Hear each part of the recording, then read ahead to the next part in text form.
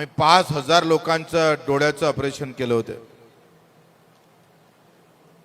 आणि त्यांना राहण्याची जेवणाची चहापासून 7-7 दिवस थांबून, आणि तेव्हा तर पैसेच नव्हते, वर्गणी करून त्यांचा व्यवस्था करत होतोय. आणि महाराष्ट्रात सगळ्यात जास्त डोळ्याची शस्त्रक्रिया करणारा तालुका म्हणजे बच्चूकडूचा तालुका होता. आणि त्यावेळेस मला आनंदराव अडसुळांनी कर्मवीर, शिवसेनेचा खरा कर्मवीर अशी एक पदवी मला दिली होती. आणि तेव्हापासून जो कामाला लागलो, प्रचंड ताकदीनं वेगानं कामाला लागलोय. म्हटलं दिलेली पदवी आता खाली पडू देता कामा नये. उभ्या महाराष्ट्राला गवसणी घातली पाहिजे अशा ताकदीनं. पुरस्कार म्हणजे थांबणे नाही, पुरस्कार म्हणजे येणाऱ्या सगळ्या गोष्टीवर वार करत करत या सामान्य माणसासाठी आम्ही पाहतोय वार झेलणारा कार्यकर्ता निर्माण करायचा आहे. म्हणून हा पुरस्कार आहे, लक्षात घ्या मित्रो. ही लहान गोष्ट नाही आहे. आयुष्यामध्ये हे काम करत असताना, एखाद्या संघटनेचं काम करताना आपण पाहतोय बरेच लोक ग्रामपंचायत सदस्य होत नाही, जिल्हा परिषद सदस्य होत नाही, नगरसेवक होऊ शकत नाही, पण प्रचंड काम असतं. पण जातीचं गणित नाही जुळत, कारण तो वार्डात चांगलं काम करतं पण त्याच्या आडनावाचे, त्याच्या जातीचे लोक फार कमी असतात. आणि ते कमी झाले का यानं किती काही काम केलं तर जमत नाही, कारण निवडणुका ह्या जातीवर जास्त होतं, धर्मावर जास्त होतं.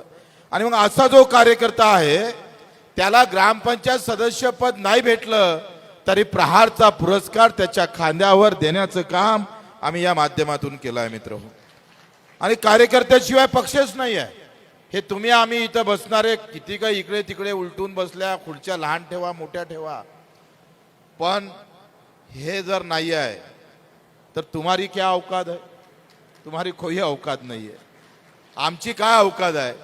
इकडे कार्यकर्ता आहे म्हणून आम्ही त्याची किंमत आहे.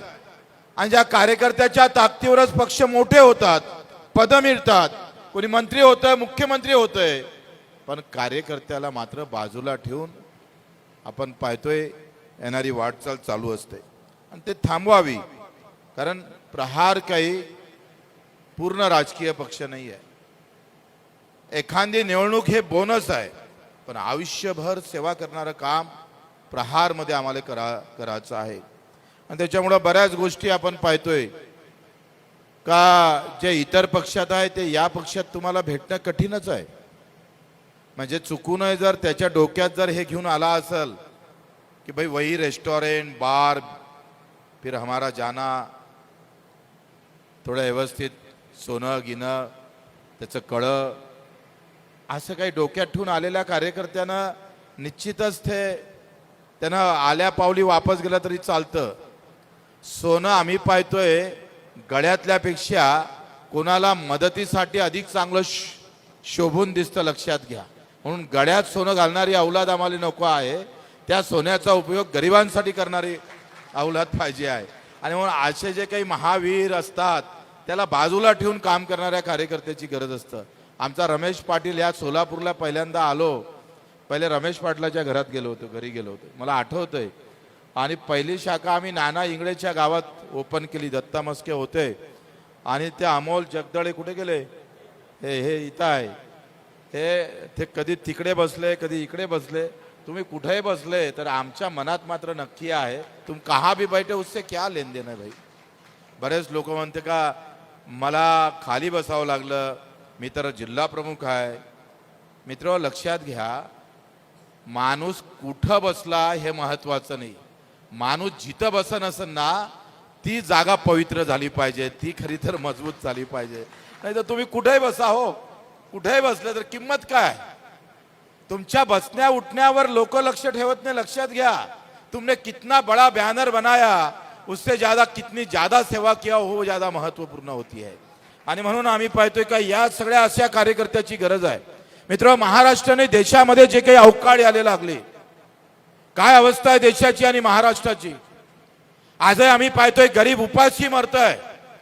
साध्या घरकुलाची योजना गेल्या 50-75 वर्षापासून झाली नाही. कित्येक लोक इथं असेल का ज्याचं घरकुल अजूनही भेटलं नाही, वार चक्रा मारल्या पण ते आमच्या हाती भेटत नाही, आम्हाला त्याचा लाभ भेटत नाही. जो अधिक कष्ट करतं, अधिक मेहनत करतं, अनेक आम्ही पाहतोय प्रामाणिकपणे जगतं, त्याचं जीवन असह्य झालं, त्याला जगणं कठीण झालंय.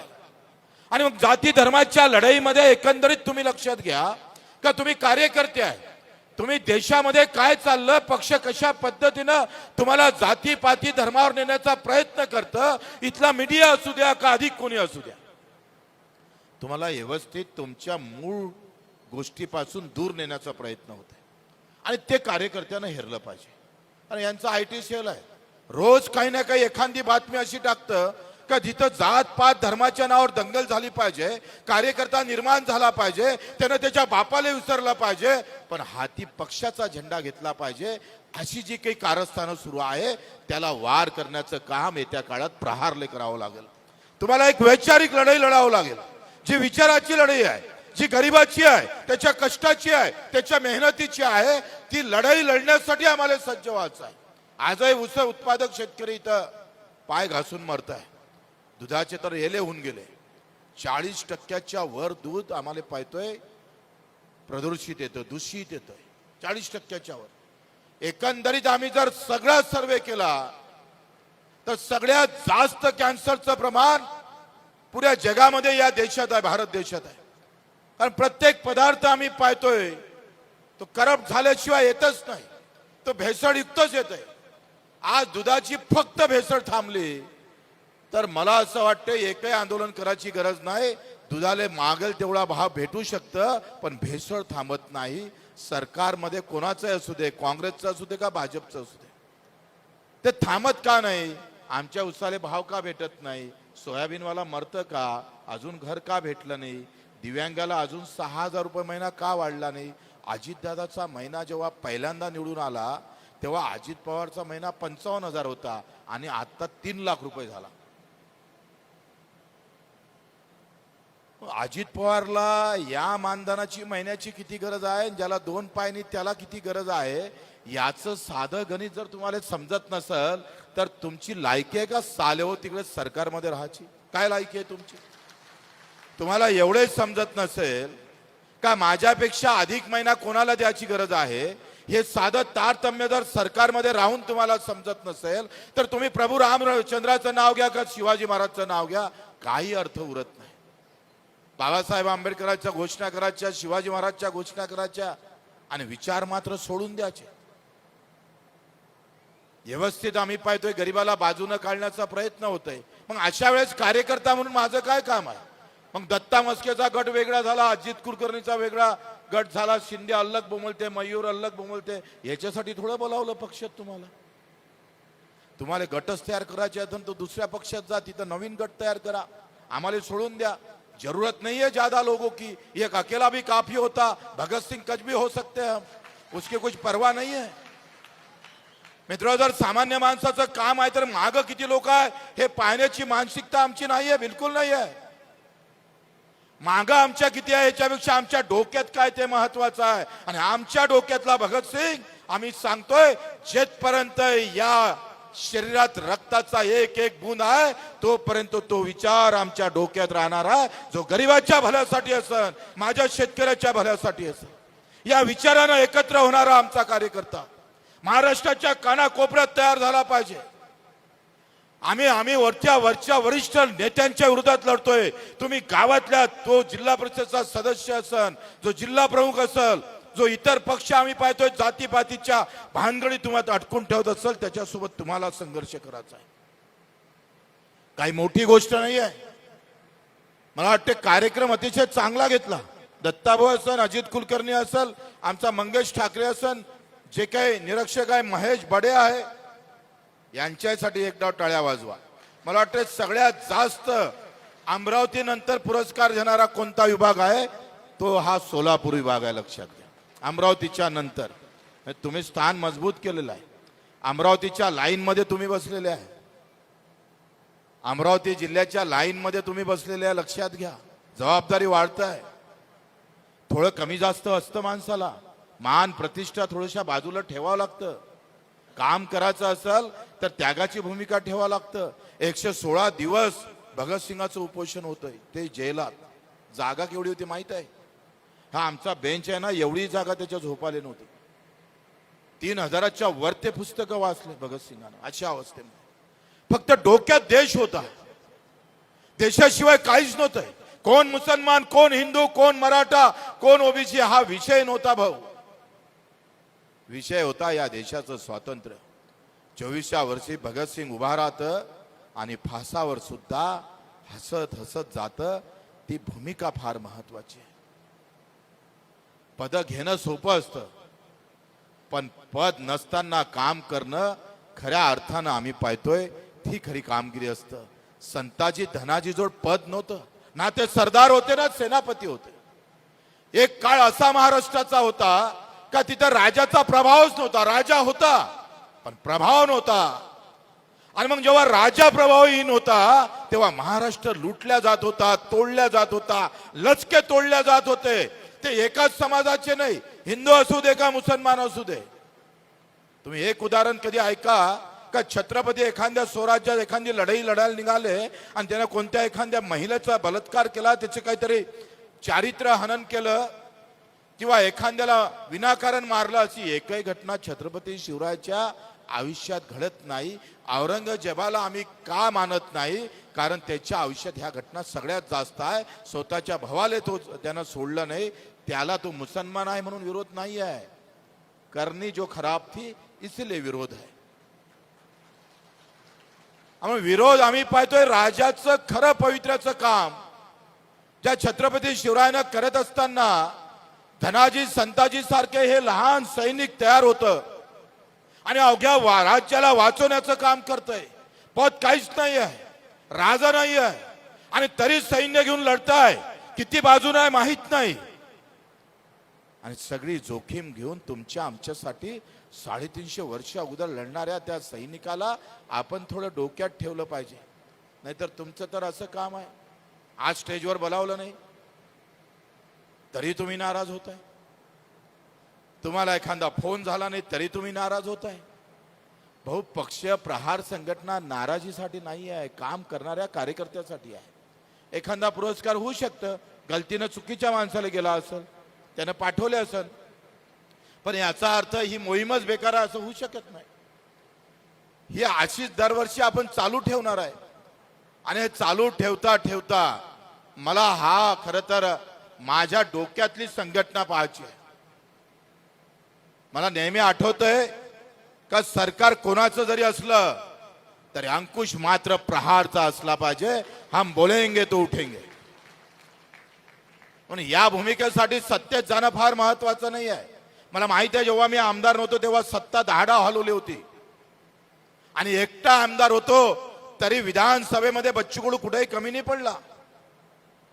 115 वेळा रक्तदान आहे, 350 गुन्हे दाखल आहे. सभागृहामध्ये एकटा जेव्हा उभा राहतोय तेव्हा चिरफाड करण्याचं काम करतोय. माग माझ्या किती सोबत आहे आम्ही पाहतोय. इथे 12-13 मंत्री आहे, मुख्यमंत्री बसला आहे, पण तुमचा हा गडी कधी डगमगला नाही. ही प्रहारची जात आहे, याला प्रहार म्हणताय. आणि मग ही प्रहारची जात पुऱ्या महाराष्ट्रभर गावात, तालुक्यात, शाखेत, प्रभागात मित्रों एक असला तरी भरपूर आहे. लेकिन लड़ने वाला होना, नहीं तो कुछ फोटो निकालने वाले बहुत पैदा हो रहे हैं. लढणं वाला होना, लढणे वाला. काय गरज आहे? मला वाटते तुम्हाला असं वाटत असेल का ह्या काही संघटना आपल्या कामाची नाही आहे. याच्यापेक्षा राष्ट्रवादी बीजेपीत गेलो का झटकीने पदही भेटन, मस्त मालामाल होईल, सत्ता आहे, आजूबाजू मावशीचं काकाचं मामाचं कामही होईल, बरं आहे तिकडे. याच्यापेक्षा तर बरं आहे ना. हा विचार आहे, हा विचार आहे. तुम्हाला कुठं बरं वाटते हा विचार आहे. बऱ्याच जणांना असं वाटतं तर थोडस 2 केळं जास्तही आले त्या लोटगाडीवरून केळं विकणारा. डझनभर घ्यायचे होते पण त्याला 2 जास्त आले, त्याला बरं वाटलं, काय मस्त देव पावला आपल्याला. हा विचार आहे. पण 2 जास्त आले म्हणून त्याला परत नेणार हा विचार आहे, ते म्हणजे प्रहार आहे. लक्षात घ्या, हा फरक आहे. इतर पक्ष आणि आपल्यामध्ये हा फरक आहे. आम्हाला प्रचंड काम उभं करायचं, कुठेही थांबायचं नाही आहे आणि त्याच्यासाठी कार्यक्रम मजबूत आहे. प्रचंड मेहनत घ्यायची आहे.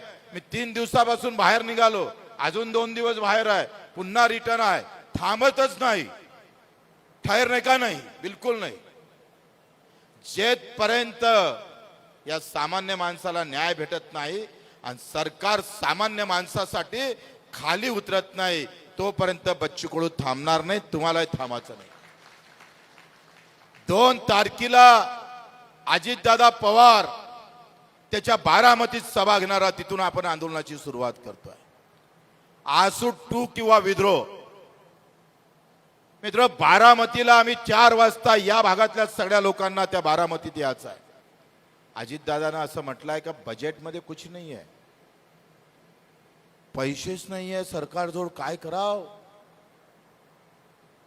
रोज बंगल्याची दुरुस्ती आहे मंत्र्याची सुरू, पैसे नाही आहे. पैसे कोणासाठी नाही आहे अजितदादा ते सांगा एकदा.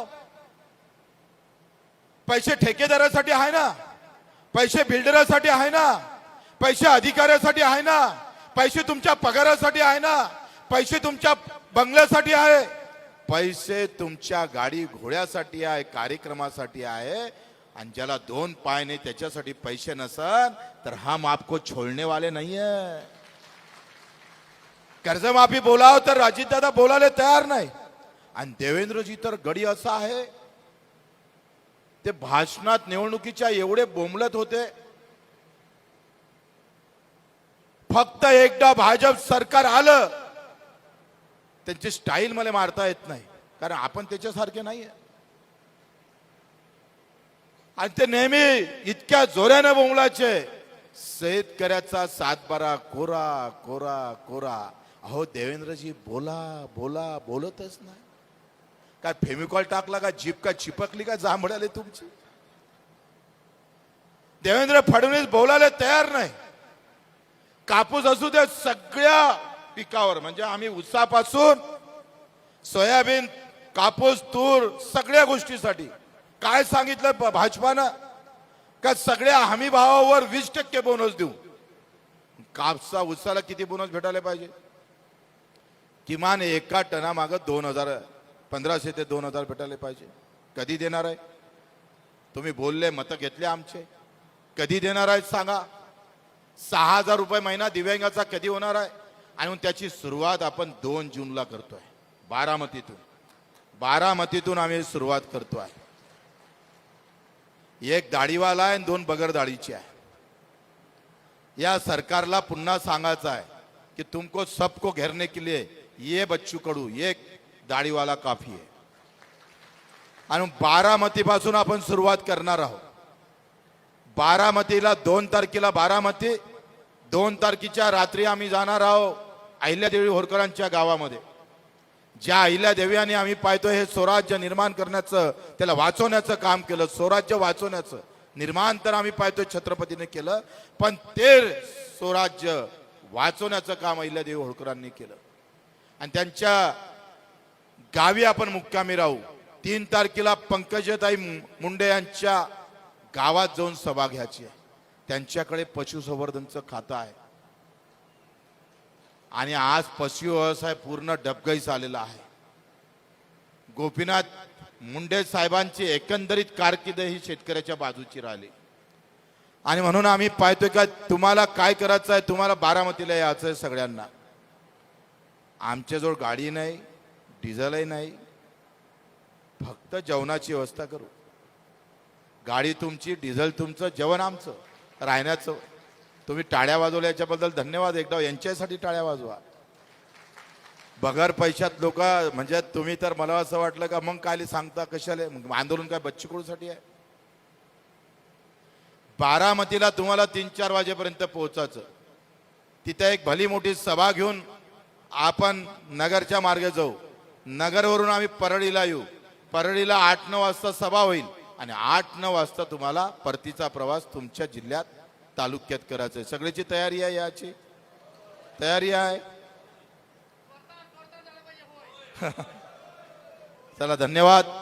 आणि मग तिथून 4 तारखेला आम्ही बाळासाहेब पाटील यांच्या घरावर आंदोलन करू. ते सहकार मंत्री आहे. नंतर संजय राठोड. आणि 6 तारखेला वर्धेला 2 वाजेपर्यंत जेवढ्या लोकांना जमन किमान तालुका प्रमुख किंवा जिथं शाखा आहे त्यानं गाडी घेऊन जरी आले तर वर्धेवरून नागपूरला देवेंद्र फडणवीस साहेबांच्या घरावर आपल्याला जायचं आहे. त्यांच्या घरी 6 तारखेला 6 जून शिवराज्याभिषेक दिन आहे. त्या दिवशी या देशातला पहिला राजा, पहिले छत्रपती झाले.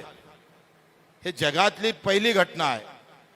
आणि 6 जूनला आपण नागपूरमध्ये जाणार आहोत आणि तिथे आपण खऱ्या अर्थानं ते काय म्हणतात ताटं वाजून कोरोना पैणार होता ना, मोदीजी सांगत होते. आता देवेंद्रजी फडणवीसच्या घरासमोर ताटं वाटायचे आहे, वाजवायचे आहे. त्यांना कर्जमाफीची आठवण करून द्यायची आहे. दिव्यांग बांधवाच्या 6,000 रुपये महिन्याची आठवण करून द्यायची आहे. आणि ते झाल्यानंतर 7 जून मी स्वतः आपल्या सर्व दिव्यांग आणि शेतकऱ्यांसाठी अन्नत्याग आंदोलन सुरू करणार आहे 7 जून पासून. आणि जोपर्यंत हे सगळे विषय मार्गी लागत नाही तोपर्यंत बच्चू कडू अन्नाचा एकही कण खाणार नाही. आपल्या सर्वांच्या आशीर्वादाची गरज आहे आणि आपल्याला सुद्धा तेवढा सहभागी होण्याची गरज आहे. मी तिकडे उपोषणाला बसल्यावर 7 तारखेला 9 तारखेला तुम्ही तुमच्या जिल्ह्यात कलेक्टर ऑफिसवरच बसलं पाहिजे असं काही नाही आहे. जिथं एखाद्या गावात चांगला मंदिर आहे किंवा काही ठिकाण आहे आणि पावसाचे दिवस आहे, तुम्ही इथं पेंडॉल टाकून बसल्यापेक्षा या जिल्ह्याच्या जवळ किंवा पंढरपूर असं अधिक कुठल्या ठिकाणी जिल्ह्यातल्या प्रत्येक कार्यकर्त्यानं किमान 100-200 कार्यकर्त्यांना साखळी उपोषण सुरू करावं. पहिले 100 बसन, दुसऱ्या दिवशी मग 12 तारखेपासून आमरण. आणि 12 तारखेला आमच्या तुकडोजी महाराजाच्या जन्मगावी तिथं 12 तारखेला 1000 लोक उपोषणाला सुरुवात करणार. आणि तोपर्यंत प्रत्येक तालुक्यात जिल्ह्यात जेवढे आंदोलन करता येईल तेवढे आंदोलन आपण करता आले पाहिजे, हे तुमच्याकडून अपेक्षा आहे. तुम्ही प्रचंड ताकदीनं समोर निघाले पाहिजे. मित्र, या आंदोलनाची एकंदरीत अशी सांगता आहे. आज पुरस्कारही आहे आणि जे आम्ही पाहतोय ज्याच्यासाठी सरकार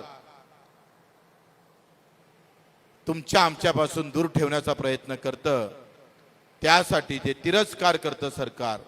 ते दिव्यांग असेल, विधवा भगिनी असेल, कामगार असेल, शेतमजूर असेल, मच्छीमार, मेंढपाळ लोक असेल, या सगळ्यांसाठी आपण हे आंदोलनाची दिशा ठरवली आहे. पैसे नाही आहे तर तुम्हाला माहित असेल, एकच गोष्ट शेवटची सांगतून संपवतो. 5 ते 7 वर्षामध्ये पैसे नाही म्हणतं म्हणून कसं लुटतं तुम्हाला ते सांगतोय. तुमच्या खिशात सरकार कसं हात घालतं त्याचं एक उदाहरण, भरपूर उदाहरण आहे, पण एकच सांगतो, वेळ कमी आहे. 7 वर्ष डिझेल आणि पेट्रोलचे भाव वाढले का नाही वाढले? कितीनं वाढले माहित आहे? 15 रुपये लिटरनं वाढले. आता या 7 वर्षामध्ये जगात जिथून आपण हे पेट्रोल आयात करतो, तेल, कच्चं तेल, ते 40% घसरलं, कमी झालं. काय झालं? पेट्रोलचे भाव कच्च्या तेलाचे 40 रुपयानं कमी झाले, 40% कमी झाले. 100 रुपये भाव असेल तर 40 रुपये कमी झाले. मग आम्ही पाहतोय पक्क्या तेलाचे भाव कमी झाले पाहिजे होते का नाही? म्हणजे डिझेल आणि पेट्रोलचे भाव कमी व्हायला पाहिजे ना, नाही झाले. या 7 वर्षात 15 रुपये एका लिटर मागं वाढले. गफलत कशी आहे बघा, कसं लुटल्या जाते ते बघा. ते आमच्या डोक्यात टाकत नाही. तुमच्या डोक्यात हिरवा, निळा, भगवा, हिरवा काय म्हणते, पिवळा हे झेंडे टाकण्याचा प्रयत्न करतं. व्यवस्थित तुम्हाला तिकडून घेऊन जाण्याचा प्रयत्न होतं. आता या 7 वर्षामध्ये 15 रुपये वाढवले. कोणाच्या घरात पैसे गेले हो? 7 कंपन्या आहे देशामध्ये, 7 पेट्रोल आणि डिझेलचा ठोक व्यवसाय करतात. या 7 कंपनीला 7 लाख करोड भेटले. 7 लाख करोड. तुमच्या लक्षात असेल, 100च्या नोटा काढल्या ना तर सोलापूर जिल्ह्यात जेवढे घरं असेल तेवढे डच भरण 100च्या नोटी. 7 लाख करोड रुपये 7 कंपनीच्या खिशात गेले. आणि कोणाच्या खिशातून काढले? अतिशय गरीब लोकांच्या खिशातून. सरकार इथं थांबलं नाही भाऊ. सरकारनं या 7 कंपनीला 7 लाख रुपयाचा नफा तर दिलाच. आपल्याला पैसा नाही म्हणून सांगतोय, पण लूट कशी केल्या जाते ते लक्षात घ्या. तुमच्या खिशात हात कसा टाकला जातो ते विचारात घ्या. इथं आम्ही पाहतोय शिक्षणाची सोय नाही, आरोग्याची सोय नाही. एखाद्या हॉस्पिटलमध्ये भरती व्हाव तर मरणं पुरतं पण उपचार घेणं पुरत नाही. 75 वर्षामध्ये व्यवस्था बदलली नाही. हे 7 लाख रुपये 7 लाख कोटी रुपये 7 कंपनीत गेले आणि सरकारनं किती कमावले? 40 लाख करोड 7 वर्षात. 40 लाख करोड. 75% पैसा हा गरिबाच्या खिशातला गेला. आम्हाला इकडे सांगायचं, धर्माचे गणित सांगायचे. हिंदू खतरे में है नहीं तो मुसलमान खतरे में है. मला एक सांगा, 15 वर्ष तर हिंदूवाल्यांचंच राज्य आहे. मग तुमच्या राज्यात हिंदू खतरेमध्ये आहे तर मग तुम्ही सत्तेत राहता का? कशाला? आमच्या जोड द्या ना. तुम्ही सत्तेत असूनही हिंदू खतऱ्यात कसा येतं? फक्त पेटवा पेटवीचं काम आहे. व्यवस्थित आता पाकिस्तानचा वार सुरू आहे. मी तर सांगतोय प्रहारच्याकडून लागन तेवढे कार्यकर्ते सीमेवर उतराले तयार आहे, पाकिस्तानमध्ये जाले तयार आहे. पाकिस्तान ठेवूच नका, अख्खा पाकिस्तान हिंदुस्तानात घेऊन गया, तब मानेंगे मोदी जी. 56 इंच की छाती आपकी, अगर है आपके में दम तो उठा लो पाकिस्तान को और ले लो हिंदुस्तान के अंदर, तब मानेंगे. पण हे सगळं आम्ही पाहतोय. ते 28 लोक ज्या ठिकाणी मरण पावले तिथे तुमचा एकही सैनिक का नव्हता हो? अगर तिथे जर तुमचे 2-3 सैनिक जरी उभे राहिले असते तर 28 मरण पावले नसते. जे हल्लेखोर आहे त्याला डायरेक्ट मारता आलं असतं, पण वहा रखाही नाही कोई. म्हणजे इथं गरज आहे पोलिसांची. पोलिस इथं नाही आहे, पोलिस तिकडे आहे बिअर बार पाशी. मग कसं होणार आहे?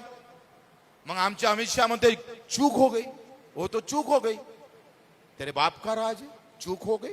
28 लोग मर गए, 28 लोग मारे गए, ते थोडे डबल वाचून येणार आहे. ही जी आम्हाला व्यवस्थित बनवण्याचं काम जे होतं ना भाऊ, यावर बारीक लक्ष ठेवा. निवड कामच करू नका, काय चाललंय ते लक्षात ठेवा. मीडियावाल्यानं बातमी दाखवली का हे तुम्हाला? का तिथं 2000 लोक होते, तिथं का पोलिस ठेवले नाही? ही बातमी कधी ब्रेकिंग झाली का? अर्धा तो मीडिया अदानीचाच आहे, अर्धा मीडिया अडानीचा. हे दिसाले बिचारे हे आपले पोर आहे, पण याच्या हाती काय आहे? येणं कॅमेरे घेऊन उभं राहा आणि काढा कोणत्या बातम्या दाखवा. आपल्या बातम्या येणार नाही, आपल्या एकही बातमी या आंदोलनाची येणार नाही, कारण अर्धा मीडिया अदानी अंबानीच्या घरात जाणार आहे. दुसरं अधिक सांगतोय, सगळ्या आता ज्या पटसंख्या आहे ना, संच मान्यता, शाळेतल्या पटसंख्या कमी झाल्या. म्हणजे जर 60 पहिले 61 पर्यंत होते, 61 ते 90 पर्यंत होते, आणि 76च्या खाली जर पोरं असेल शाळेत, एक पोरगा कमी झाला तर 9 शिक्षक गायब आहे. पोराला शिकायला शिक्षक भेटणार नाही. तुम्हाला सांगतोय सगळ्यात जास्त धंदा शिक्षणाचा झालाय, आरोग्य आणि शिक्षण.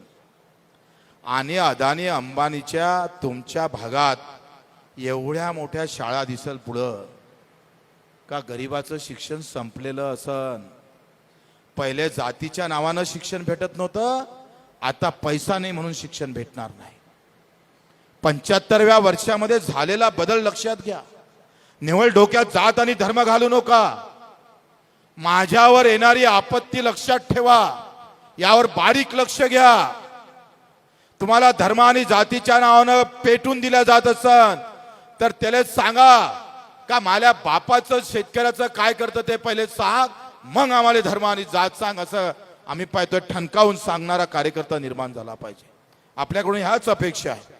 आणि म्हणून इतका सगळा चांगला कार्यक्रम मला वाटतंय तुम्ही सगळ्यांनी आता कुठलेही किंतु पंतु थोडंसं आपल्यातच ऍडजस्ट करा. कारण वाद काही इकडे नाही आहे, वाद इकडे जास्त आहे. यहां से प्रॉब्लम है इसलिए इधर प्रॉब्लम आ रहा है. अगर इधर प्रॉब्लम क्यों आ रहा है तो इधर के वालों से प्रॉब्लम आ रहा है. तो सुधरना किसको है? सुधरना इनको है, इनको नाही. तुमची तयारी ना यांना सुधारलं पाहिजे का नाही? बरोबर आहे का नाही? एवढी मोठी 20 वर्षाची मेहनत माहिती आहे, शरद जोशीचं आंदोलन उभं राहिलं आणि शरद जोशीचं आंदोलन जोमात लागलं शेतकऱ्यासाठी. 2-2, 3-3 लाख लोक जमा व्हायला लागले आणि काही फुटीर नेत्यामुळं, मोठ्या नेत्यांमुळं आंदोलन, एवढं वाढलेलं आंदोलन शेतकऱ्याला निर्णायक ठरत होतं. ते आंदोलन असे स्टेजवर बसणाऱ्या लोकांना गारद केलं. कारण प्रतिष्ठा आहे, मेरा भी कुछ है, या भावना काम करताना करू नका. मला तर अधिक आनंद येईल का एक दिवस इकडले कार्यकर्ते, सगळे सामान्य कार्यकर्ते स्टेजवर राहील आणि मी कुठेतरी मधात बसलेला राहील तुमचं सगळं गौरव ऐकण्यासाठी. तो दिवस तुम्ही अभिमानानं तुमचं काम पाहून अभिमानानं आम्ही पाहतोय. बच्चू कडू स्टेजवर जरी नसला तरी तेवढ्याच ताकदीनं कार्यक्रम करणारा कार्यकर्त्याची गरज आहे. ती खऱ्या अर्थानं आमची ओळख झाली पाहिजे मित्र, ती ओळख झाली पाहिजे. आणि म्हणून तुम्ही हे आपसातले वाद तुम्ही आम्हाला सांगा कोणते गुन्हे दाखल करून घ्यायचे अंगावर, पण कार्यकर्त्यामध्ये झालेले वाद आमच्याकडून निपटणं फार कठीण जातं. ते आम्हाला शक्य होत नाही, कारण सगळ्यांना समान नजरेतून पाहण्याचं काम आपण करत असतो. आपण सर्वांनी जे इथं मला वाटतं सोलापूरचे किती लोक आले, हात वरती करा बरं. सोलापूरकर एवढे आहेत सोलापूरचे, सगळे सोलापूरचे हात वरती केले हे.